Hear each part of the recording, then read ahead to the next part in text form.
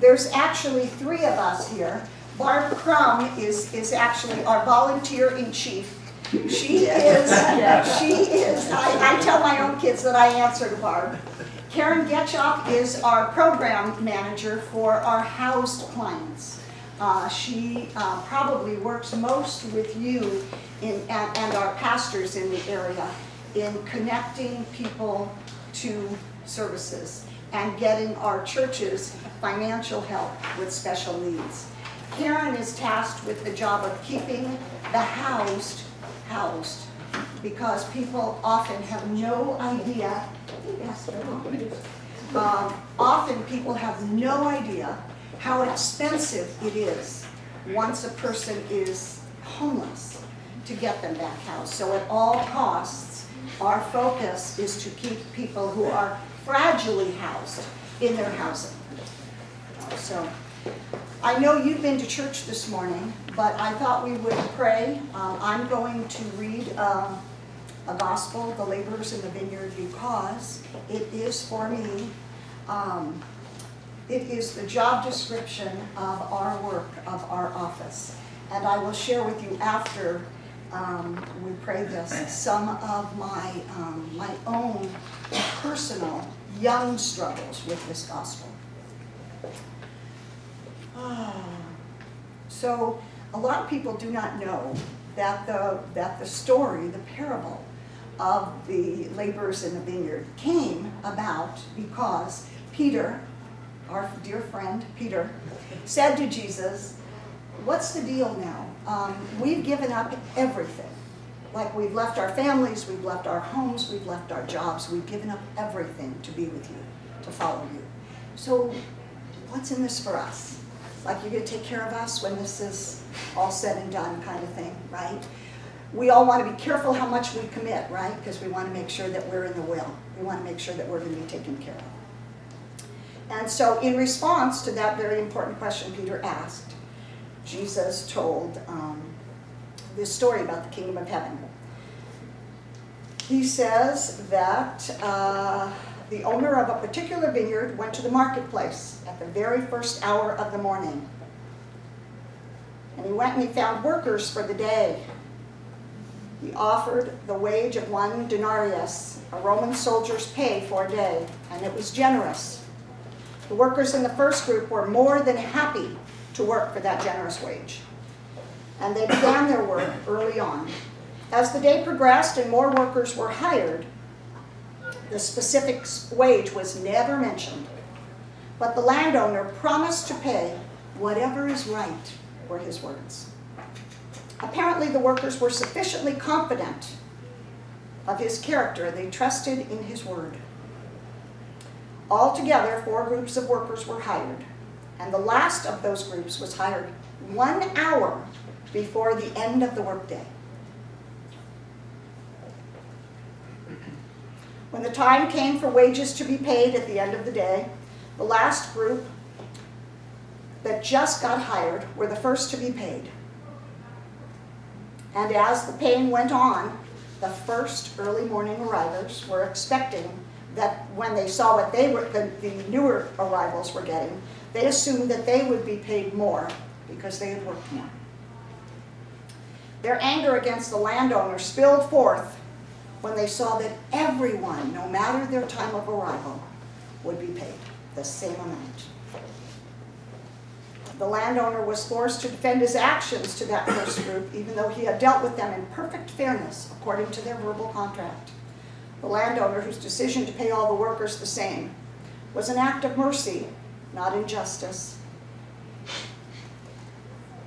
And I love this gospel because I shared with the first group this morning. We had a little circle. There were very few of us, and we had a lovely little circle. I grew up very Catholic and very religious, very spiritual.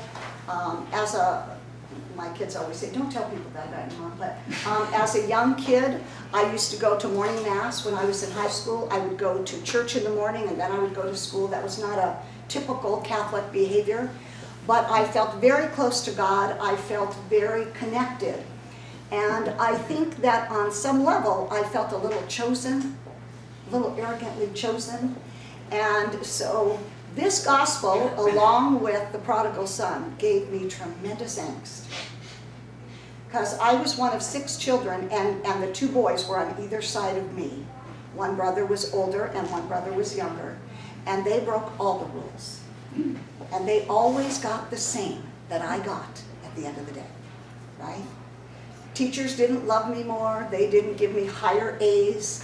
They didn't reward me anymore. They didn't talk anymore to my parents about me. In fact, they talked a lot more to my parents about my brothers than they did.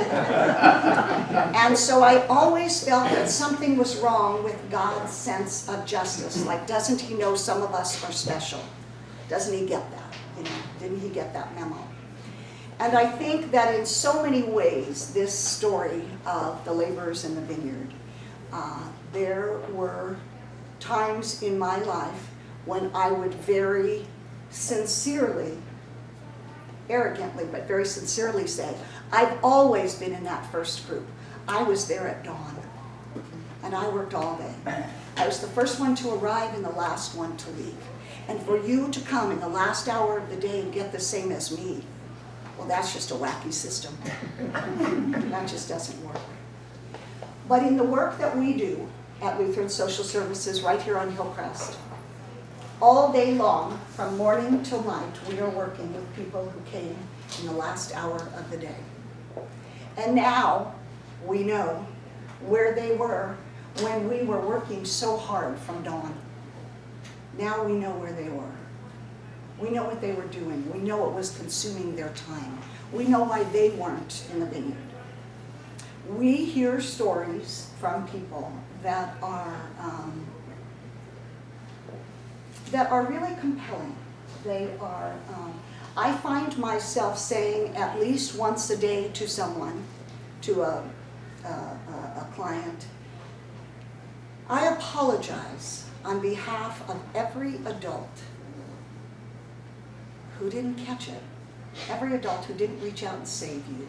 I apologize for every adult that allowed you to live in foster care all of your life. I apologize for every teacher who didn't notice the sexual abuse or the violence against you physically. I apologize for every adult who should have caught it and didn't. And you didn't deserve it. It shouldn't have happened to you. And so I apologize. And sometimes it's in that apology that they cry.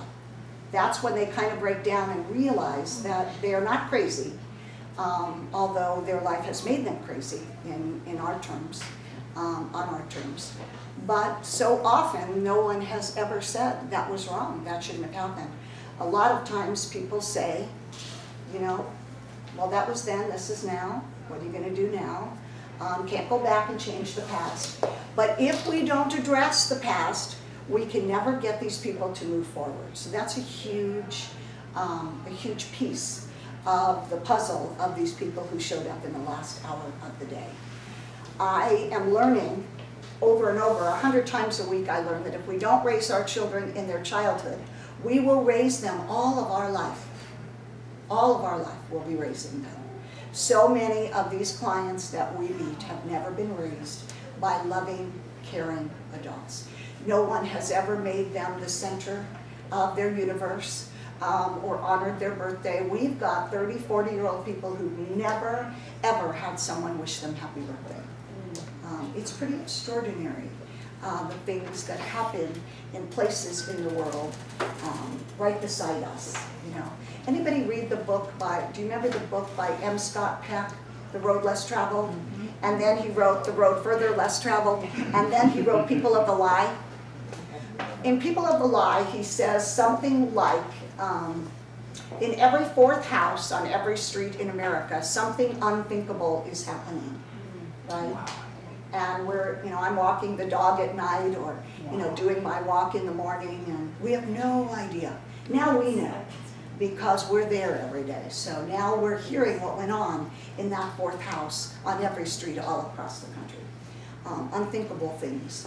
I do want to ask, though, before we share anything else, I want to ask some of the questions that you have about Lutheran Social Services. I think that one of the things we keep saying, and we keep hearing from Lutherans in the community, we're the best kept secret. And that's everything we don't want to be.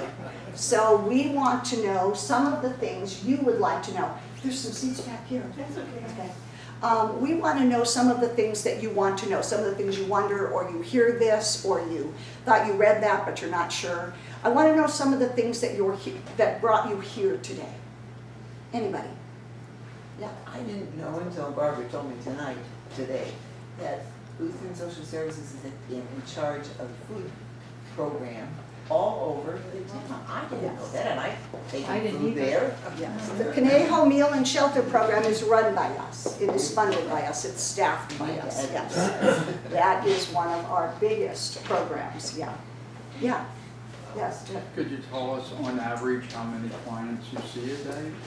Yes, I will do that. Anybody else? Would you repeat the question? Oh, Dick was saying, could I tell you how many, on average, how many clients we see a day? And I will do that. Yeah. Just how are you funded? Oh, thanks. That's a good question. Well, that's the sad part of the story. So I'll say that. Yes. In my own little bubble, I perceive Thousand Oaks as more economically in better shape than other areas. So I don't really think of homelessness and people needing food as much in this area as in other areas.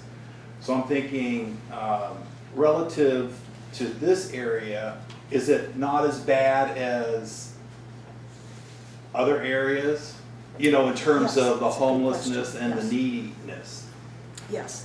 So I was talking 2 weeks ago to a producer of a reality TV show who was looking for a homeless place to go, like to meet and interview homeless people. And she told me that they had gone to Skid Row, and they, you know, you've seen the tents. If you've been to downtown LA, you've seen the tent cities. I mean, they're off-ramp of the freeway, there's just hundreds and thousands. And she said, very sadly, I couldn't have a conversation with a single person that I met. She didn't know if it was the results of, you know, many years of drugs or mental illness, self-medicating with mental illness. She didn't know, but she couldn't have a conversation with them. In terms of that population, Thousand Oaks and Conejo Valley are very fortunate. We don't have a lot of incoherent homeless people. We actually have, well, this was in January. In January, we and the police department counted by name 257 homeless people who are our clients, who we know by name, who we have a file on. 257 in Thousand Oaks alone. That was in January. It's grown significantly. I told my husband last night, I was at my office at 80 East Hillcrest, and I drove home, and I saw 7 new homeless people on Moore Park Road between my office and my home, which is about 1.25 miles from here. So that number is changing every day, but we have a database of 257 homeless people. That does not count the housed clients that Karen works with. All the programs that Barb has run for us, the Adopt a Family, the backpacks for kids for school, the Thanksgiving meals, those are all housed people. Huge programs, but they are not included in that 257. The perception that you have about Thousand Oaks is kind of what the county has as well. The funding, generally speaking, the bulk of the county funding goes to the west end of the county. We are perceived to be a wealthier neighborhood. Thank you. Yeah. Are those people that you saw on the drive home, the homeless, are they living in their car? Are they living on the street? The ones that I saw were actually walking with backpacks and all. Oh. So I don't know if they took a bus from the valley. I don't know if they've come from Santa Barbara. I do go outreaching with the police, and we are running into people who just came from the transit center. They came off of a bus from Sacramento or wherever. The word is out, I think, that we're a kind community, which I wouldn't want to live in anything but we actually have a policy that if people come to us from Seattle or Sacramento, they're on a waiting list because we want to take care of our residents that are, we've got clients that actually went to school here, graduated from Thousand Oaks High School, played on teams, and just had some bad luck, very bad luck. Yeah. One of the most complex situations is when a young family comes into you and is destitute and you're able to help them out. Could you maybe describe some Yeah. of those? We have a few families, a number of them actually, and Karen does the bulk of the work with them, and then Barb does when it comes to our special programs like Adopt a Family and the backpacks. But we have come across a number of single moms. The bulk of them, the bulk of them are immigrant families, and the bulk of these women raising these children have lost their spouse because they've been deported. So it doesn't make much financial sense to me to deport the one earning person in the household, because what they've done is they've left behind 4, 5, 6, 7 members of a family with no income, and sometimes no one who speaks the language. So that has really been a common situation for us, and sometimes these moms come in with 4 kids in tow and they are penniless. They have spent their last dime on a motel, they are penniless. We've got a family living in a van, 4 kids and a mom. She works at a factory in Oxnard. She got a job, she makes minimum wage at a factory in Oxnard. She drives all of the kids to school in this van after they sleep, and then she goes to work, and then she gets off work and does the rounds again. We have a number of them, and growing. The numbers of all of these people are growing enormously. You had a question. Just a comment, well, a comment and a question. I spend a lot of my time at the library here in Thousand Oaks, the main library, and I see all kinds of homeless people there. You see them living in cars out in the parking lot, and there are times when I'm sure they're asked to move or what have you. They use the computers. I sat next to a young man who had just come from Utah and had a health crisis, and he had left voluntarily from Utah.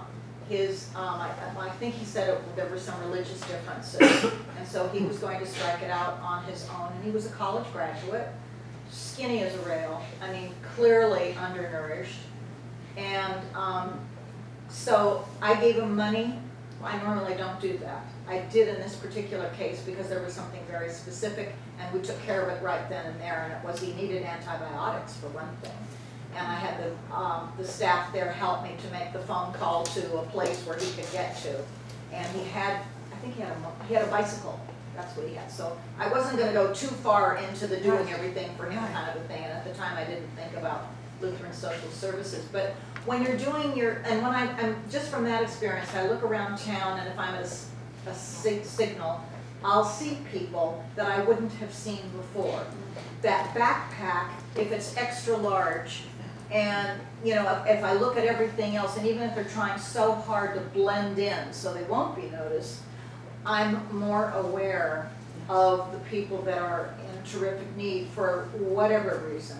So that was just you know, in terms of, and then to compare downtown LA, of course, with here is impossible because multiply the population. Absolutely. And Absolutely. and how hospitals have been identified that dump homeless people into the downtown area, because there's a couple of lawsuits going on that, downtown LA.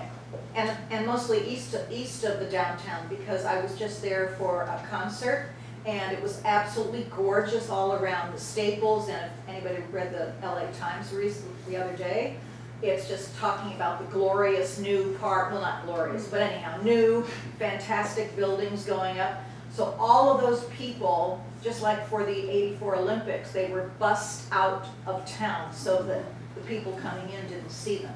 So My daughter worked in politics in San Francisco when they had the Super Bowl. And sorry, gentlemen, I don't remember what year that was, but it was recently, a couple of years ago, right?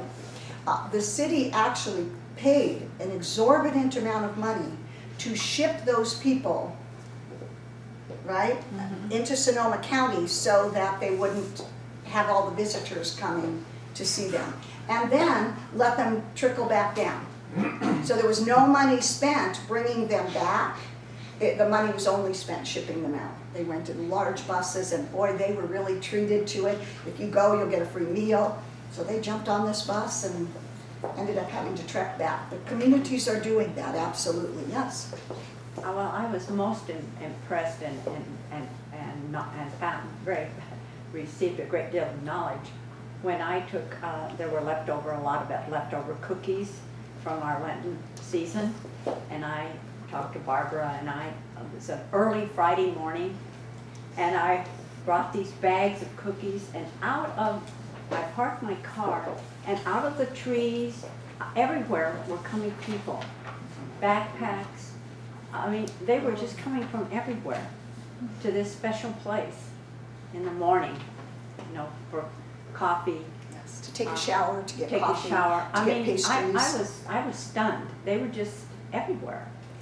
In this vacant place I was parked, I was so touched by this. I went home and told Jack, I said, people were just, if we think that they're not here, Yes. they were there. Now, here's one of the reasons that a lot of people, I've even got family members that are like, I just don't see them. I can't believe you guys are so busy over there. Like, where are the homeless? And I think, my goodness, are you driving blind? I can't imagine. But of course, we work with them, so I've always got my eyes open for them, But one of the reasons that they're not out in the open is because they will be harassed. The police, they don't want vagrants in town. We have a much larger population in Thousand Oaks than those of us here in this room or this church that don't want them in their neighborhood. So the police are beholden to that crowd as well as us, and they need to keep them under wraps. So they're not going to be hanging out. They are allowed to hang out at the library. What you did was really lovely, but for future reference, Karen, we actually have a grant. It's a small grant, but it's just for medical and vision. And so when a client comes into us, Karen can actually call CVS or wherever and order their prescription. Did you want to say something about that? No, just please do, because we do have funds for a number of things, and if you're not sure, give us a call. Yeah. Anybody that answers the phone can get you to Yes. the right person, Yes. because there are things, I'm hearing things that we can help with. Yes, absolutely, yeah. Part of it is when you're right in the situation. Yeah, The only thing I was gonna Yeah. suggest, are you giving out pencils, things that we would use that have the name and the telephone number That's on a it? great idea. Just No, to- we just just have for- our cards, but that is, we need, okay, Andrew, you're on. I go to the Monday Bible study here, and a couple of years ago, we were talking about, what can we do to help the community? And they said then, we all need to have a card that says, that we can even hand to the people and say, for loving care, contact Yeah, Yeah. Lutheran Social Services, That's a good that we idea. have a number of them in our wallets. yes, Yeah. yes. Please. I did bring with me for you our meal and shelter cards. And again, we continue to be surprised that people do not know that we run the meal and shelter program. A lot of people think that the city of Thousand Oaks does. I wish they did. I wish they funded it, but we're the ones that are doing it. So The city doesn't fund? the city funds other parts of our social services Oh. to a very small degree,